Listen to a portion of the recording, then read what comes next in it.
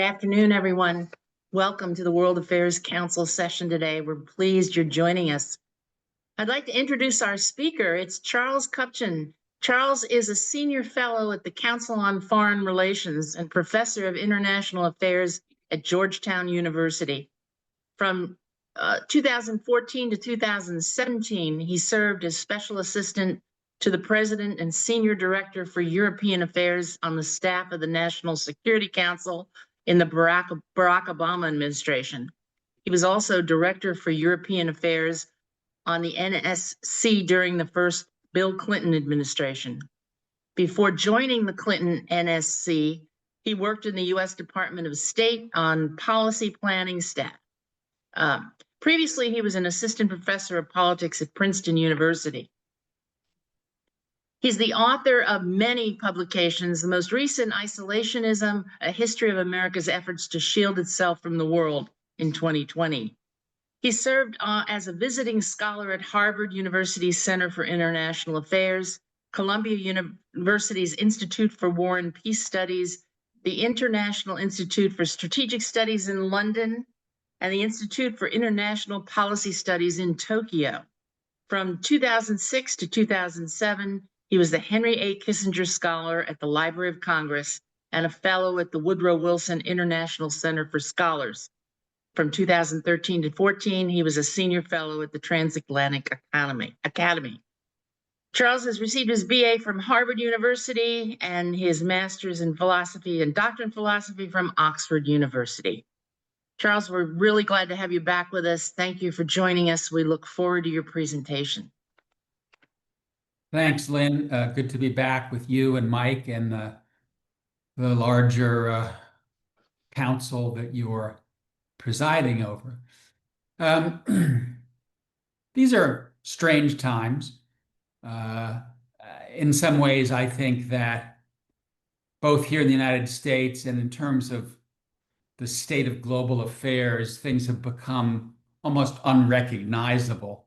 Right. And I want to get going by reading a quote, two sentences from Antonio Gramsci. Antonio Gramsci was a political activist and a political theorist, anti-fascist Italian, who ended up in jail in 1930 because he was anti-fascist.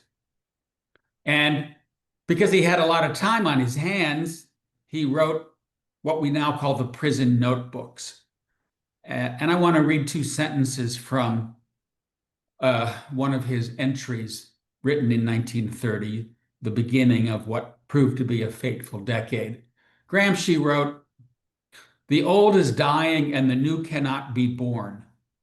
And in this interregnum, a great variety of morbid symptoms appear." Gramsci was right about what would unfold after he wrote those sentences. And I think in many respects, he has captured our predicament, our moment. The old is dying and the new cannot be born.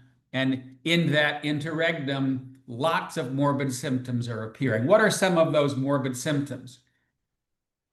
Well, you pick up the paper on any given day, and Russia has just launched 752 drones against Ukraine.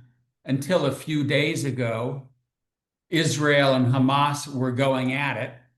Most of Gaza has been destroyed.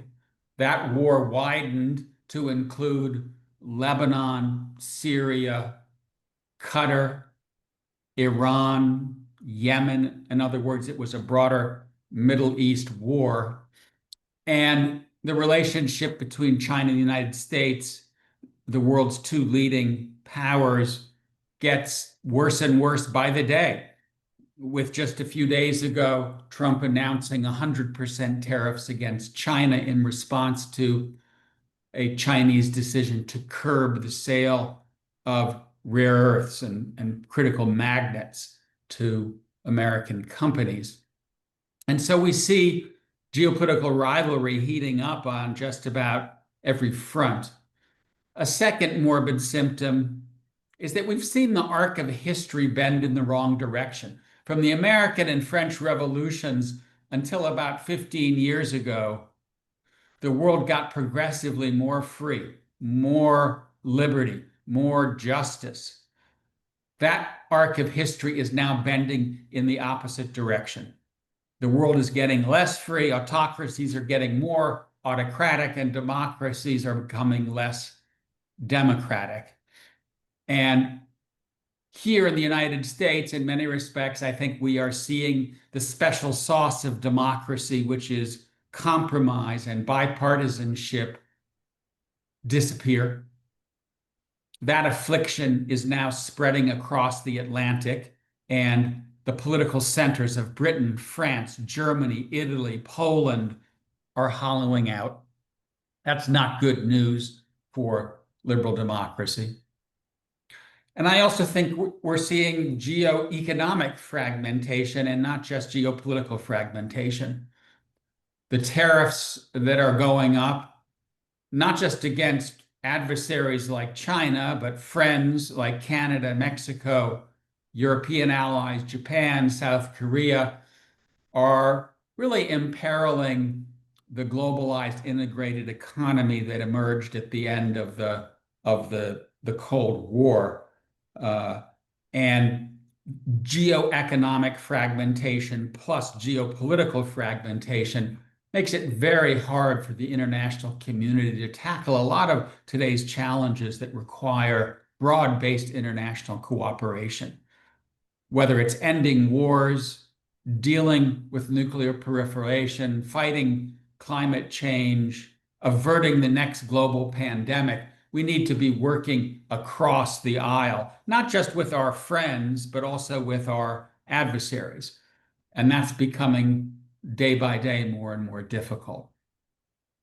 So what we're witnessing now is a historical inflection point. And one of the main points that I want to make today is that Donald Trump is not the cause of this inflection point. He's the product of it. He is emerging in large part because the old order needs to come down. It wasn't working for many Americans. It wasn't working for many other people around the world. And Trump is an anti-establishment figure. Trump, in some ways, represents this grassroots revolt against a political establishment that voters in many democracies believed was out of touch, wasn't working to make their lives better. And so in many respects, Trump, I think, is the agent of change that we need at a time when we need to go from the old to the new. But another core message that I want to leave with you is that I worry that Trump is more demolition man than he is architect. I worry that he's going to do an excellent job of bringing down that old order that was past its due date, but not a very good job of building the order that needs to come next.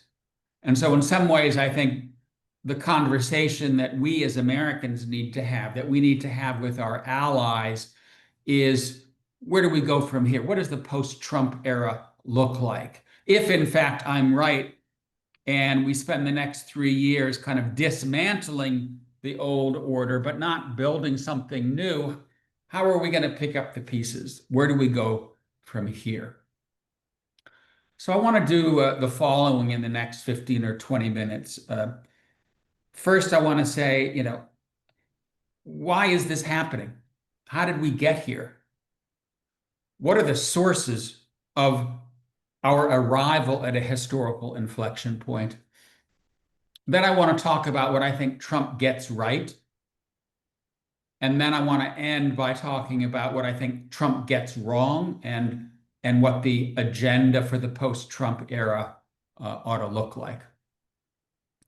In terms of how we got here, I think there are two shifts occurring that are structural, that are unstoppable, and that have, in many respects, ended the long run of history that started roughly in 1815, the end of the Napoleonic Wars, and the onset of a world in which the Western democracies enjoyed ideological and material hegemony.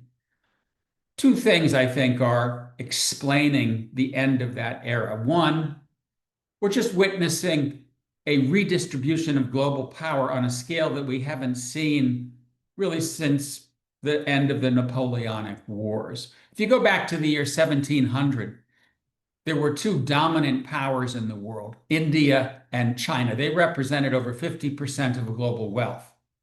Then the industrial and capitalist revolutions come along, and the pendulum swings to the north and to the west, first to Northwest Europe and then across the Atlantic to North America. And under Pax Britannica and then under Pax Americana, the industrialized democracies in Europe, in North America, in East Asia were at the top of the pecking order. About 80% of global GDP, if you go back to the Cold War, around 70% of global GDP at the end of the Cold War, where those days are coming to an end.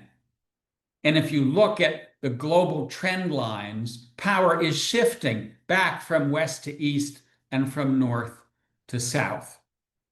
If you were to say, who were the top 5 economic powers in the year, say, 2000, they would have been all large democratic states. The United States, the UK, Germany, France, Japan. Fast forward a couple of decades to 2050, there was only one Western democracy that's going to make it into the top 5, and that's the United States. And the other leading economies will be China and India and Indonesia and emerging powers in the global south, such as Brazil and Turkey. So we're really seeing a fundamental decentering of global politics. And as power diffuses across the globe, we are seeing geopolitical rivalry kick back in. The era of American hegemony, of what we call unipolarity, we mistook that for what Frank Fukuyama called the end of history, the global spread and universalization of liberal democracy. It was really just a hiatus marked by a world in which there was only one major power, the United States.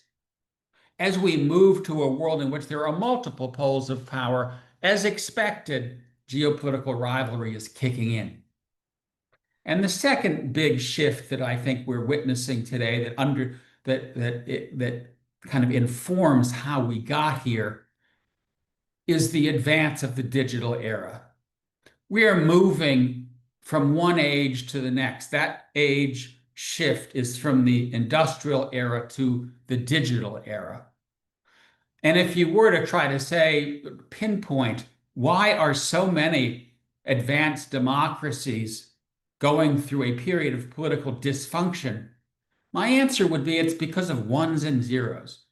It's because of automation.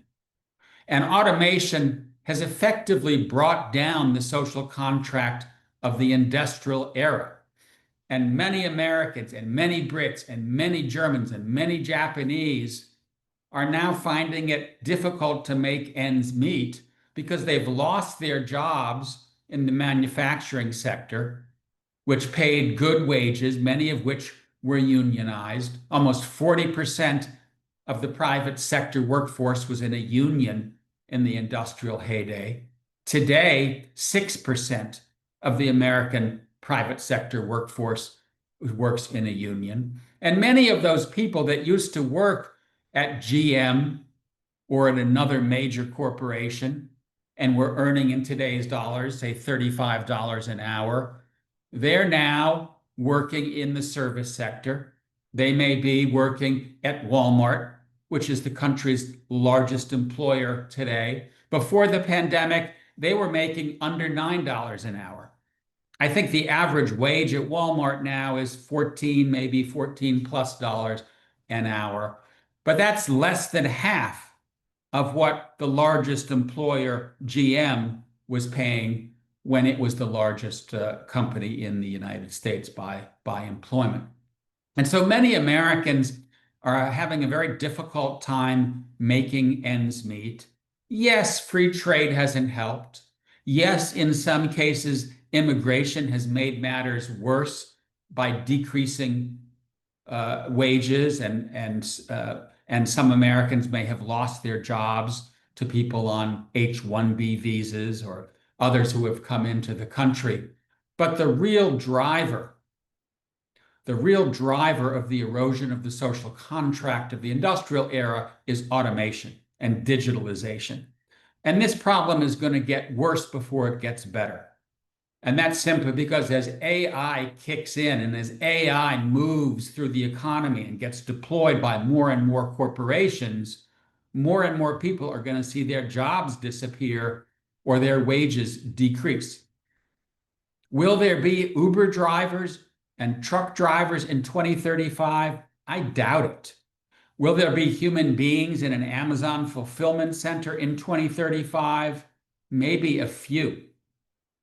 But this question of how we can ensure that our citizens earn a living wage is, for me, the kind of $6 million question that gets at the heart of the hollowing out of our political centers and the deep-seated polarization and political paralysis that liberal democracies are now suffering through. And we know this is systemic because it's not just here, it's everywhere.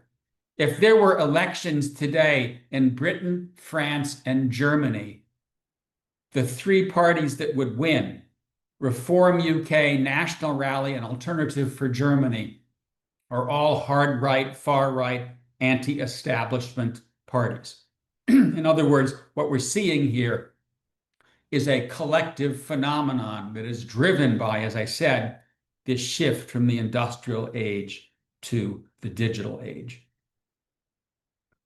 So here we are. We're in this interregnum. The old order is coming down. The new order can't be built. What the hell do we do now? That's where I think Donald Trump comes from. That's where I think Donald Trump is, in many respects, a needed agent of change. And I think that Trump gets quite a few things right. He understands that many Americans feel left behind and have been left behind, not just by Democrats, not just by Republicans, but by a political establishment that really made choices beginning particularly in the 1990s after the end of the Cold War that exacerbated socioeconomic dislocations rather than solve them.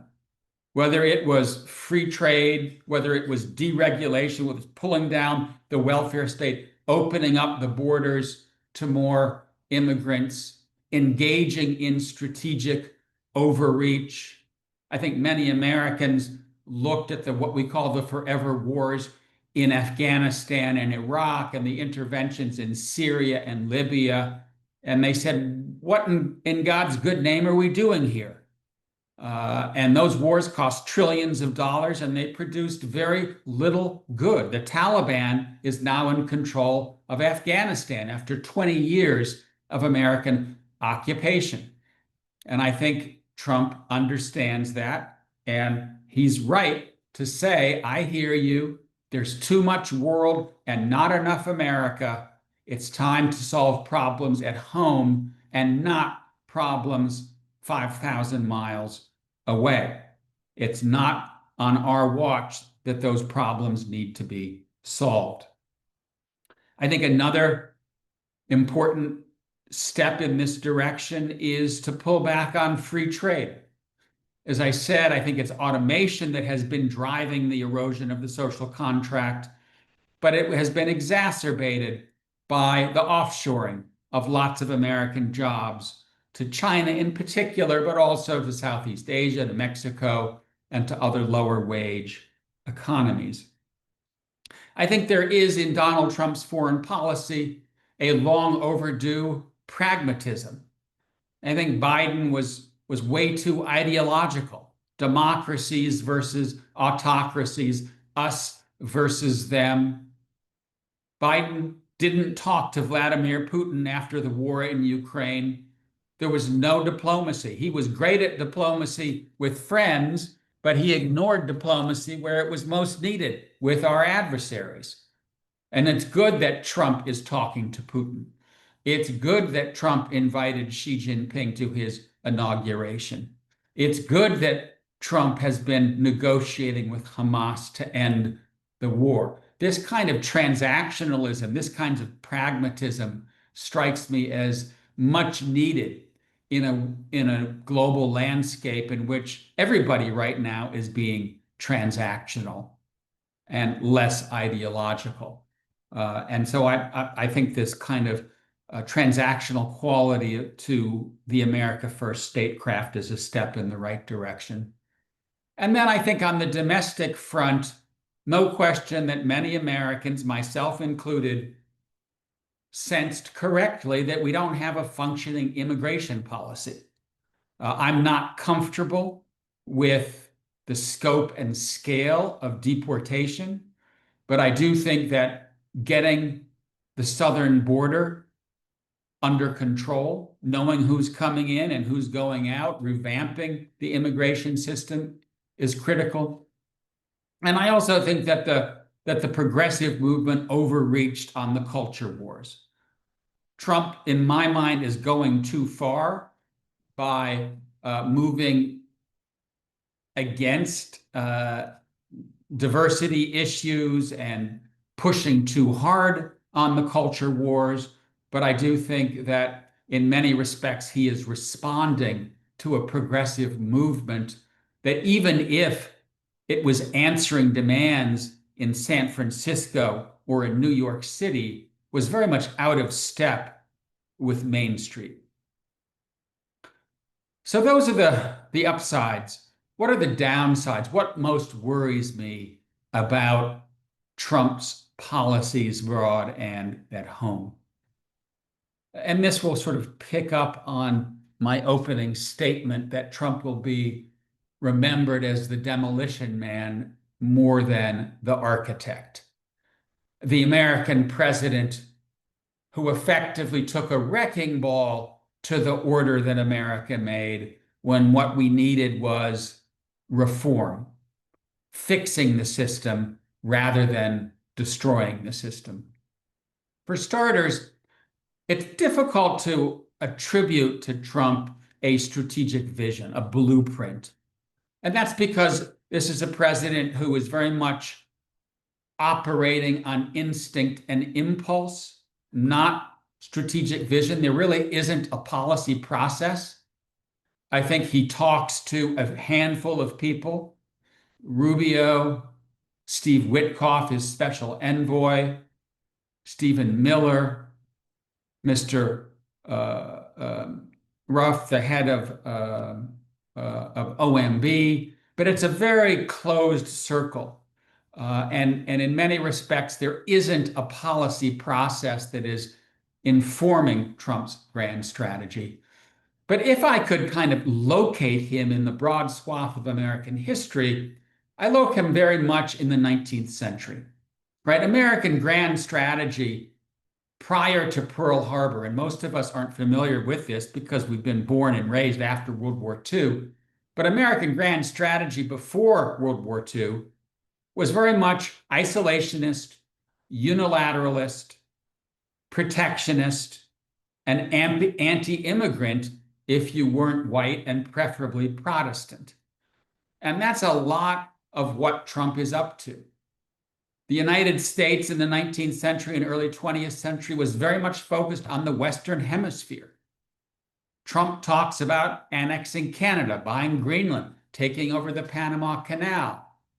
I think if it were up to Trump, he would pull up the drawbridge tonight and get out of Europe and get out of Japan and get out of South Korea, because alliances are encumbrances. They're not force multipliers. And we would go back to the 19th century, a world in which the United States enjoys strategic detachment, strategic immunity, with each country out for its own. The problem is that that's not the world we live in. you could detach the United States from the rest of the world geopolitically in the 19th century. You can't do it today. And in some ways, I think we see Trump struggling with that reality. He wants to pull out of the world, but the world won't let the United States go. And that's why one day I think he's talking about getting out of NATO, and in the next day enjoying a NATO summit and telling Putin he's going to increase economic sanctions and give more weapons to Ukraine. I think it's why he would like to turn off the Middle East, move it off the radar screen, but it's also why he's very deeply involved in trying to bring the war in Gaza to a permanent end. So in many respects, I think you have a president who has a vision of where America goes that is at odds with a world that has become irretrievably globalized and interdependent. My second big concern, and in some ways it may be my biggest concern when it comes to foreign policy, is his tariff policy. And that's because I'm pretty sure that it won't work. Will tariffs and industrial policy bring some jobs back to the United States? Yes. Will opening up semiconductor factories in Arizona employ some Americans? Yes. How many? I don't know, maybe 10,000. But the idea that somehow we're going to go back to the industrial heyday when many and most Americans will be working on a production line, this is fanciful. 85% of the American electorate works in the service sector. They're not going back to manufacturing. What I think will happen is that these tariffs will keep going up.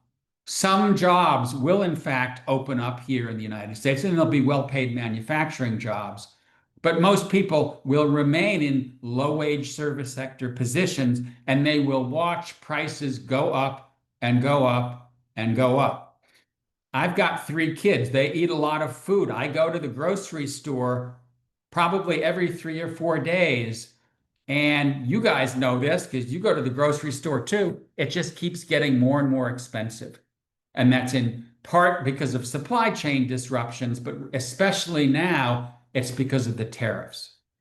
And so I do think that we're headed into a situation in which Trump's economic policies are going to backfire, particularly with his voter base, because they're the ones that would be most hit by the fact that wages aren't going up, jobs are not opening up, but the cost of living keeps rising.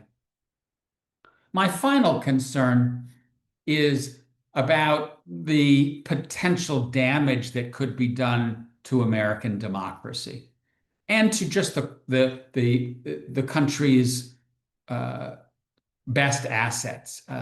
You want to make America great again? Why would you defund the National Science Foundation and the CDC, the Center for Disease Control? Why would you defund the nation's best universities? We are able to attract the world's best and the world's brightest to come to the United States and contribute to our economic capability. Why would you start charging those people $100,000 to get in?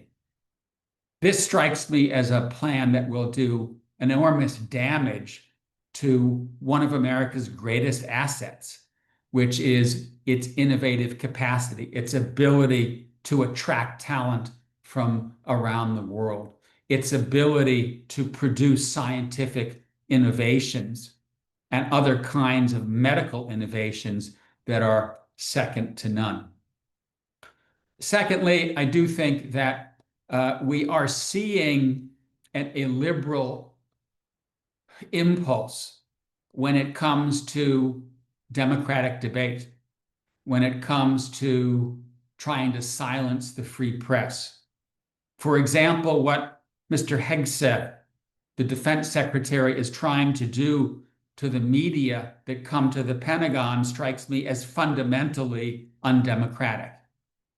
And I do think we have seen too many sectors of American society, corporations, law firms, universities, others, bend a knee when it comes to being intimidated by an effort to silence open and free debate. Yes, did the left do some of that? Surely.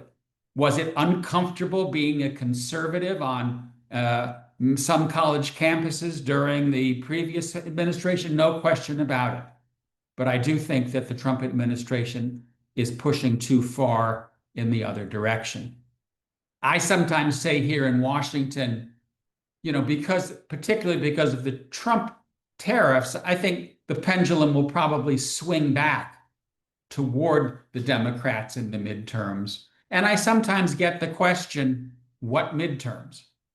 I'm not that worried, but the fact that you have some reasonable people worrying about whether we will have midterms, claiming that the deployment of the National Guard to American cities is a dry run for what might happen during the midterms. This just is in some ways a deeply concerning observation about the state of American democracy.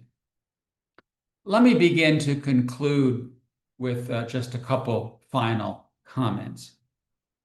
I do think that in many respects, as I said, Trump's policies abroad have a lot of merit. I would like him to continue the pragmatism. I would like him to continue the effort to end wars around the world.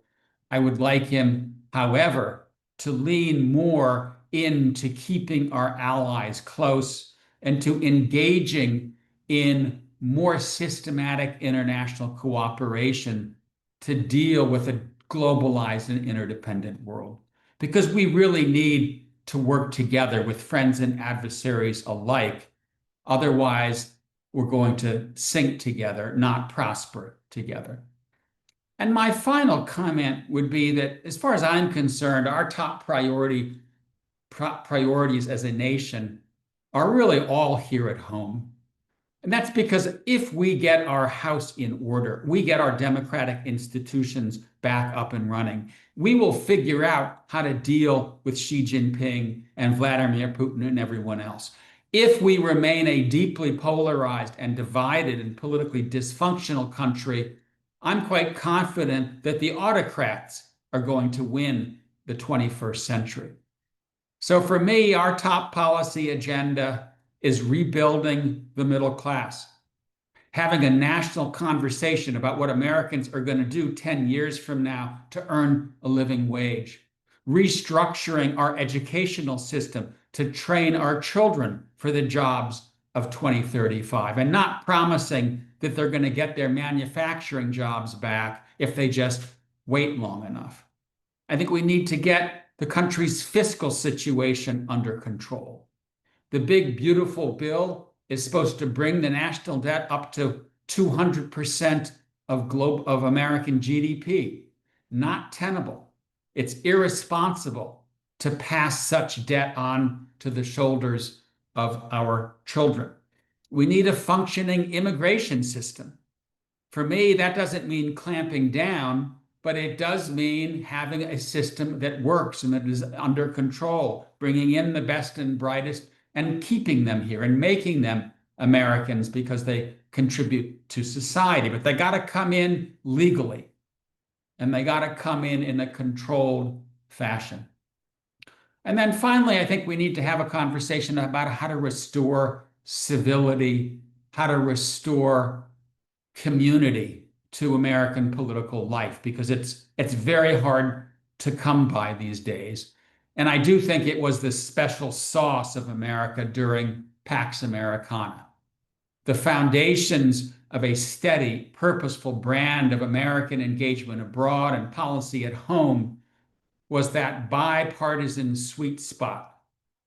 Moderate Democrats, moderate common sense Republicans coming together to steer the country in the right direction. We need to reclaim that spirit of ideological moderation. We need to get Democrats and Republicans to start talking to each other again. that's the special sauce of democracy. That, to me, is the way to get America and its democracy back in good working order. Thank you. I look forward to the conversation. Yeah, I'm looking forward to the conversation too, Charles. That was an excellent presentation. Thank you. Lynn's going to come back on with some announcements. I just wanted to jump in and remind people to start entering your questions in the Q&A. I've definitely got a lot of thoughts having listened to the presentation. I'm sure everybody on the call does also. So let's hear them. Lynn, back to you for the announcements. Okay, just coming up in November, want to remind everybody that our live presentation will be at the McGlynn Conference Center. It's going to be November 12th. Our speaker is Colin P. Clark. His topic is the future of terrorism. He's from the Foreign Policy Research Institute and the Soufan Center. Again, that'll be a hybrid presentation live on Zoom at the McGlynn Conference Center, November 12th. Look forward to seeing you then. Thanks. All right, so the questions are starting to come in. I've got a lot of thoughts based on what you said, and I'm trying to unravel them to understand what my question is. So on one hand, it feels like cable bundling, right? You have two different cable providers and they don't have overlapping channels. You got to choose one or the other. Maybe you like a couple channels from one, you don't like channels from the other, but you have to make a choice. Feels like that's kind of where our political system is. You have to choose between one of the two platforms, and if you like some of one or you like some of the other, you don't really, you're just kind of stuck. Also, you talked about reestablishing some of the institutions that hold this structure together. I guess what I'm trying to ask is how do we move back in that direction without just buying the entire platform of the other side and ending up right back where we were? You know, I wish I had a ready pat answer to that, because it's a critical question. And I didn't talk much about this in the initial remarks, but I do think that social media is amplifying our problem, because Right. that is in some respects the cable bundling problem that you talked about, that we all have our separate feeds now, and that there isn't a shared set of facts in the United States, right? Because your facts, your reality depends very much on where you're getting your information.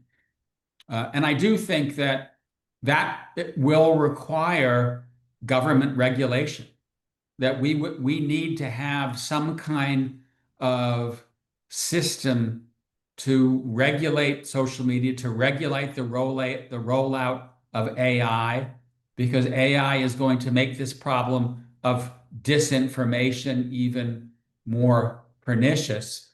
And we have seen, I think, the ability of Americans to access good local news disappear. I think somewhere around 2,500 to 3,000 local newspapers have closed in the last 15 years, right? And that's because the internet has made them financially unviable. So one thing I think we need to do is to find out how to get a better handle on the information space. The other thing I worry about, Mike, is that we don't really have institutions anymore that integrate Americans into a national community. The military used to do that, right? Because many Americans were conscripted, many Americans served. It was a melting pot socioeconomically, ethnically, regionally. Now I would say that the only real institutions left that do that are the public education systems, the public schools. More and more we see states defecting and allowing families to access public funding to go to private school, which I worry about because I think it makes this problem even worse. And so on some level, I do think that the melting pot, the mixing that grew out of the industrial age is now being reversed. And we're heading back to an America where you see more and more sectional and geographic separation. Exactly how we tackle that problem, I don't know, but I think I would start with trying to get better control over the social media space and focusing on improving and expanding our public education system. Yeah, I'm curious what drives that. And Randy Newnham asks, along the same lines, how can we build moderation in the U.S. when our news media and social media are so strongly partisan, and that's what seems to pay for the media? I think a lot of our preferences are driven by, we have some genre that we like of books, some genre of music, movies, television. Same thing for news. So I'm going to seek out news that fits, my beliefs or what the flavor that I want to hear. You talked about some of the institutions like the military helping to close that gap. How do we start to build moderation and close some of that gap? I think it can be ameliorated with the right person. I think that Trump is a bit of a bomb thrower, and that his rhetoric and his actions inflame the quality of debate rather than moderate the quality of debate. I think if you had someone who was very much focused on reaching across the aisle and not treating the opposition as the enemy and vilifying them, we would be in a better place. But we have ended up in a situation in which, it's tit for tat. And both parties are now treating the other party as an enemy. And I think somehow a leader that rises above that will be needed to set a precedent and set a standard for the political system to follow. Which really is what leadership is all about, right? Setting that example and setting some of those priorities. So hopefully that strong leader is out there.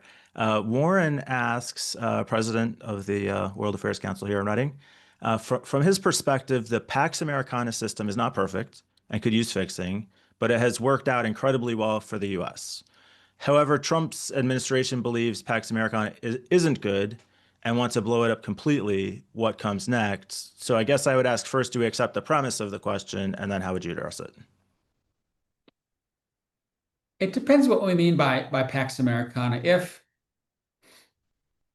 If we mean a grouping of like-minded democracies that are working together, that are embedded in international institutions, and that are committed to certain practices, the rule of law, I'm all for it.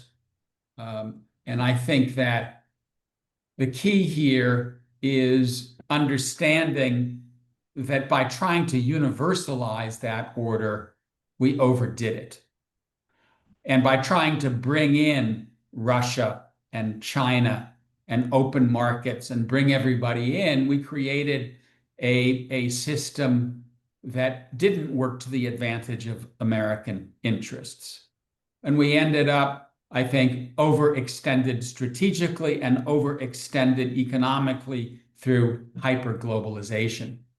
So I do hope that when this interregnum gives way to something new, that liberal order, Pax Americana, if you will, still exists, but it will not be global. It will not encompass the world. And I think we as Americans, who have in many respects been very much committed to American exceptionalism, to spreading our ideals, which is on balance a good thing, we're going to have to learn to live in a world that is politically and ideologically diverse. The one other thing that I would add here is just to reinforce the comment that I made about the social contract of the industrial era. If that Pax Americana is going to survive, we do need to make sure that it works for average Americans. And it began not to work for too many Americans which is why I think we now have this anti-establishment revolt. So the survival of that liberal democratic system, I think, depends upon us figuring out how to rebuild our middle classes. All right, very straightforward question from Kelly Kohler. What is your opinion on whatever is happening with Project 2025? Well, listen, I give the Trump people credit for doing their homework. What I mean by that is that they came in ready to go. And their success in implementing various kinds of governmental reforms has been quite remarkable. Many of those reforms I personally oppose. As I said, it makes no sense to me to cut back our scientific research. It makes no sense to me to dismantle the world's leading health organization. Makes no sense for me to defund the U.S. Agency for International Development, which is doing enormous damage to America's soft power in many parts of the world. But they were ready to go. And in some ways, I think the biggest difference between Trump 1.0 and Trump 2.0 is the efficacy of their policy initiatives at home. And that's in part because in the first term, Trump was surrounded by Republican establishment figures. James Mattis, John Bolton, Rex Tillerson. These were all members of the Republican political establishment. He's now surrounded by people who were really at the fringes of the Republican Party and are now running it. A small number, as I said, I think he really gets input from a handful of people, but these were the people that were involved with Project 2025, including Russell Vought, who's now the head of OMB, who's now laying off all these federal workers. But they're doing it with remarkable efficiency. One final comment. I don't think that Trump is a terribly ideological person. I don't think he believes in a whole lot, quite frankly. That may be a saving grace, because a lot of what we're witnessing here is coming from the MAGA movement. And the people around Trump are part of that movement, and they're quite ideological. And I would put J.D. Vance in that camp. But I don't think that Trump himself is terribly ideological. He wants to be a success. He's transactional. He wants to make a deal. And that, I think, may explain his bobbing and weaving and why he not infrequently breaks with the MAGA movement, who doesn't like bombing Iran, who doesn't like hitting speedboats in the Caribbean, who doesn't want to support Ukraine. And so I think in some ways, yes, 2025 and the MAGA movement is powerful, but it's limited because the president listens to them because it's his political oxygen, but he doesn't necessarily believe what they believe. All right, I'll stay in the U.S. for one more question, then jump to international affairs question. Jeremy Zaborowski asks, you appear to say growing the population size and success of the middle class is important to U.S. sustainability. I believe there is consensus on growing the middle class, but not the methods. Do you see any bright spots of possible consensus to support middle class growth?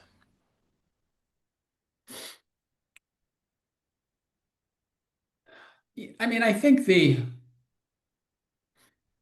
one area where you're probably going to get least agreement would be on immigration.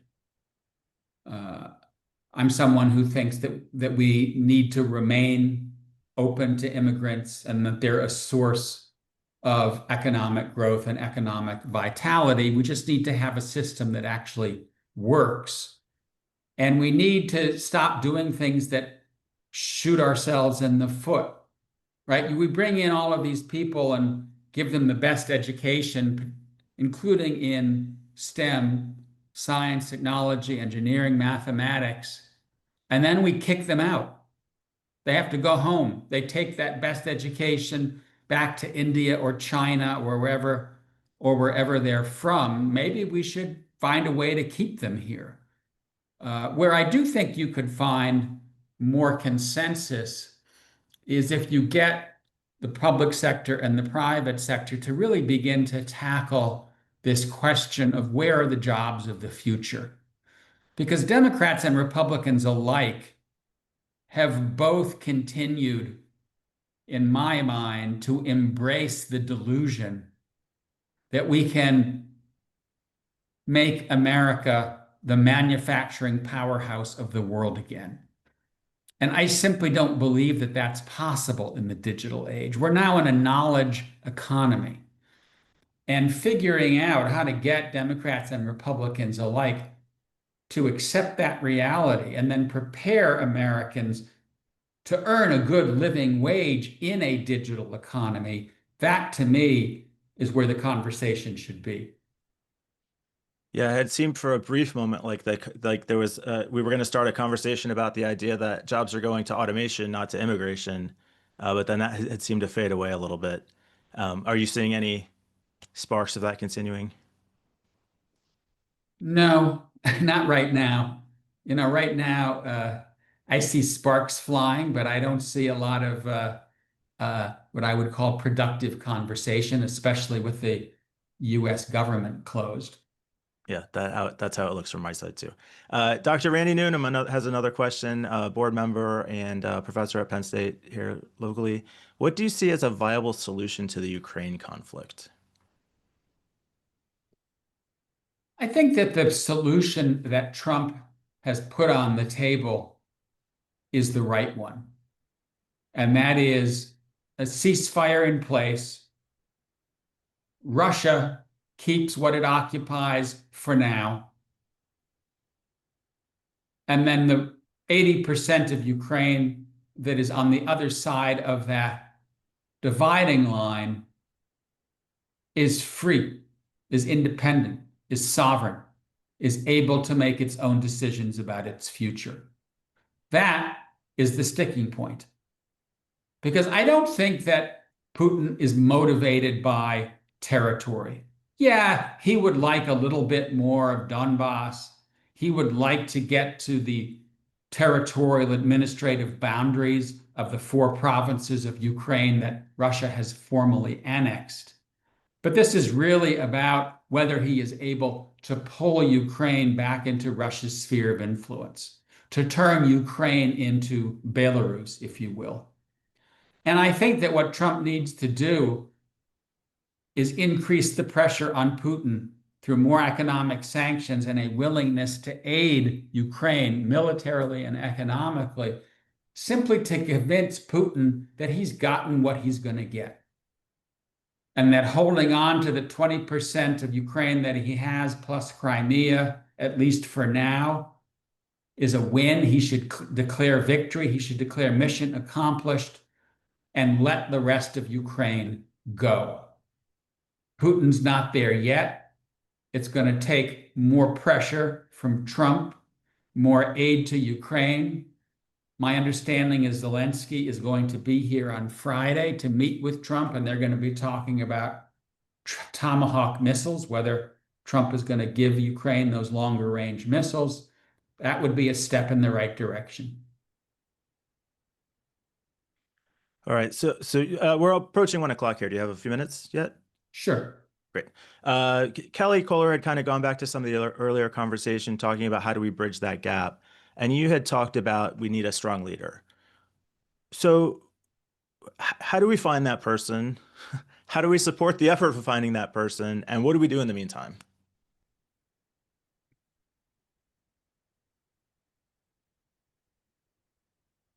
You got me. I mean, I do think that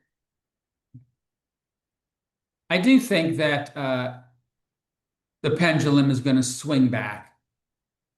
And as I said, for me, Trump's biggest mistake is the tariffs, because I don't think they're going to work.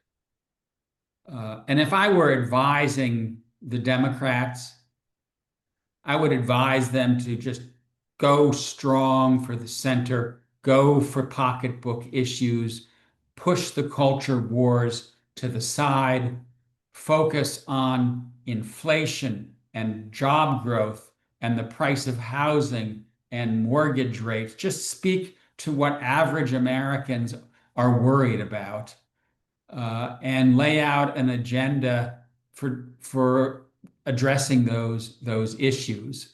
And there are people out there, right, that strike me as good messengers for that. I was recently in Louisville, Kentucky, and Kentucky's a pretty red state, but it has a blue governor, Andy Beshear, and I think he's there because he's really focused on day-to-day quality of life issues for the people of Kentucky, and that strikes me as the way to go. The other thing I would say here is I do think that somehow we need to have more conversation across ideological dividing lines, right? Because we do live in a kind of segmented America now, where we just don't meet a lot of people who come from the other side of the political aisle. And I do think that having more conversations, having more discussions, having more town halls can help break down those divides. My own experience is that, when you have those conversations across political divides, it helps. It brings down the barriers. And so I do think that those kinds of grassroots efforts would help. And I also will circle back to the school system. I was looking at some data the other day. The federal government, the education department, I'm not even sure whether it still exists because Trump's trying to close it, spends $54 per student per year on science and engineering classes. The federal government spends 5 cents per year per student on civics and history, right? We ought to be teaching our kids more about civic engagement, more about talking across the aisle, more about political diversity and political tolerance, because we're missing that in our country. I was going to say $54 a year per student didn't sound like very much, but compared to 5 cents a year, then it's a pretty significant difference. Yes. All right. We keep getting to this point of like we need to bridge this gap. And I agree, but it goes back to the bundling problem then. If we've got a handful of binary issues, abortion, gun control, maybe immigration, that are kind of hard lines between the two parties, what are the opportunities to connect around the edges?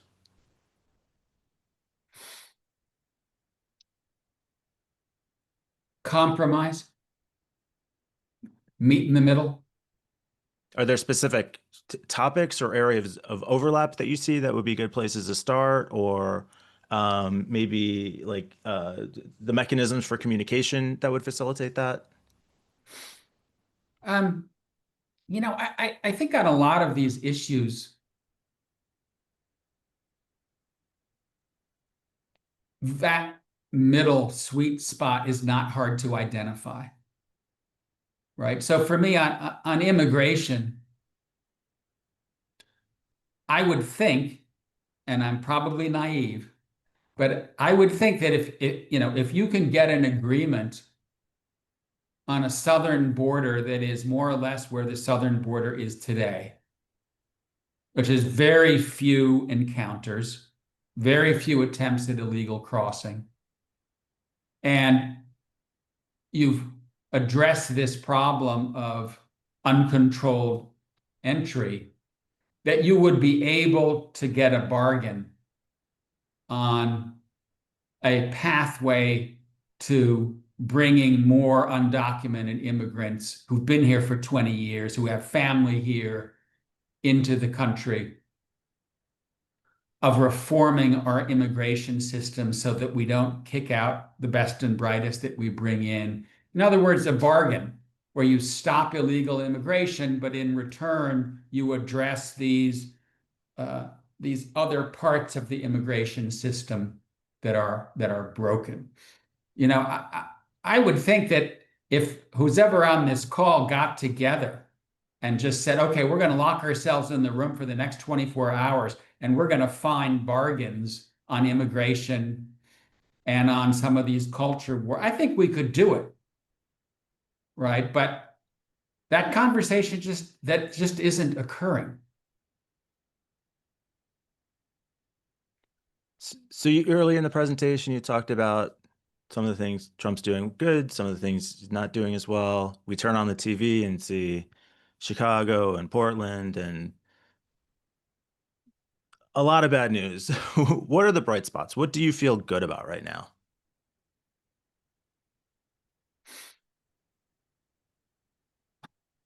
I feel good about, well, first of all, I want to give Trump credit for what happened in Gaza this week, right? That was painful. And I think, I think there's a reasonable chance that this deal will stick. And I think that Trump deserves a lot of credit for rolling up his sleeves and bringing the suffering and the killing to an end. The other thing, Mike, I would put it this way. I'm theologically optimistic about the United States and the way the world will eventually go, right? Because this is an enormously resilient country, and we've been through tough times before. And I often think about our moment today as being quite similar to where we were in the late 19th century, because the Industrial Revolution was kicking in, the agricultural era was over, rapid change in the global distribution of power, and we figured it out. We mastered the industrial era. We teamed up with our allies to defeat Nazi Germany and then the Soviet Union. And so I do think that democracies have a leg up over all the other countries that are out there. And that's why I'm so passionate about us getting our democratic house in order. Because we need, we are now in a moment in history in which democracy and autocracy are going up against each other. And right now, autocracy is winning.